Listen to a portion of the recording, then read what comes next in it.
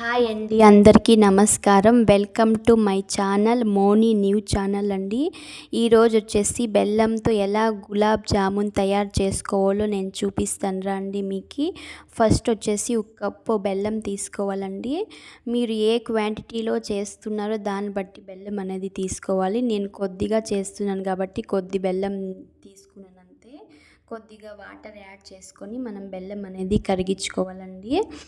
ఈ బెల్లం కరిగే పెట్టానండి అక్కడ స్టవ్ మీద వచ్చేసి. ఇప్పుడు మనము పిండి కలుపుకుందాం రండి. జామున్కి కొద్దిగా వాటర్ యాడ్ చేసుకొని మనం పిండి అనేది కలుపుకోవాలండి. ఏమన్నా వాటర్ ఎక్స్ట్రా అయిందనుకోండి పిండి మొత్తం వేస్ట్ అవుతుంది. కొద్దిగా చూసుకొని మనం పిండి అనేది కలుపుకోవాలండి.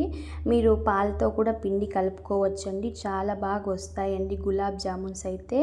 మనం పిండిని ఇలా చాలా బాగా నాదాలండి, పిండిని పిసకాలి. ఇలా బాగా నాదితే మనము చాలా మంచిగా అనేది గులాబ్ జామున్స్ అనేది వస్తాయండి.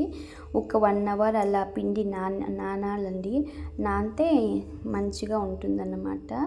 ఇప్పుడు మనము బెల్లం కరిగే పెట్టాను కదండి, అది వడపోసుకుంటున్నానండి. ఎందుకంటే బెల్లంలో ఏమన్నా డస్ట్ అనేది ఉంటే కనుక వచ్చేస్తుందండి. అందుకోసం అనేది నేను ఇక్కడ బెల్లంని వడపోసుకున్నాను. ఇలా చేయడం వల్ల చాలా డస్ట్ అనేది ఏమీ ఉండదండి.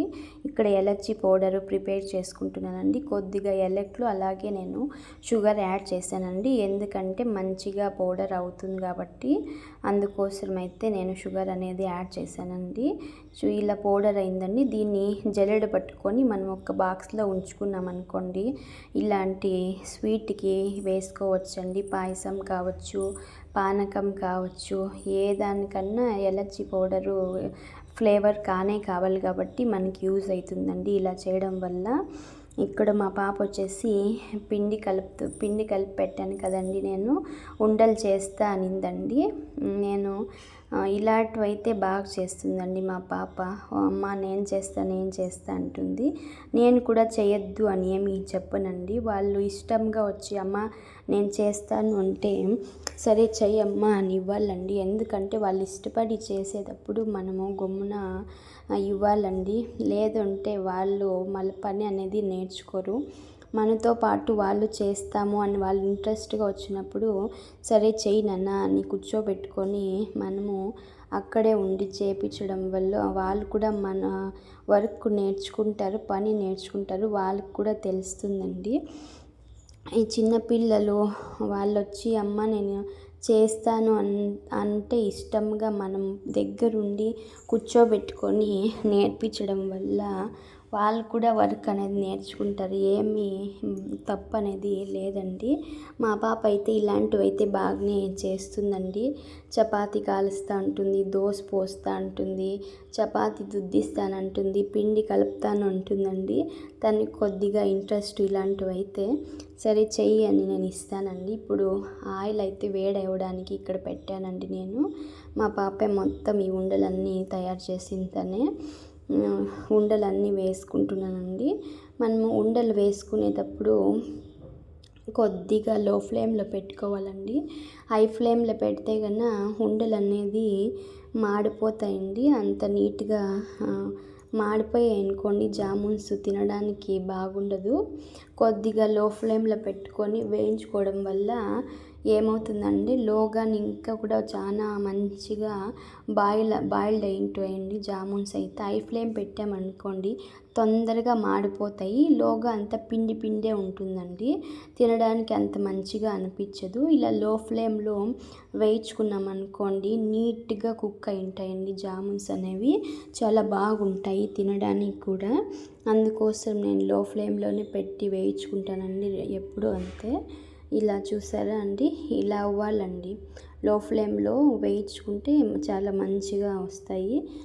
చూడండి ఇలా ఉండాలండి. ఇలా కాలితే చాలా మంచిగా ఉంటాయి అన్నమాట. సెకండ్ టైం మళ్ళీ వేసాను నేను. చాలా మంచిగా వచ్చిందండి, చాలా టేస్టీగా ఉన్నింది.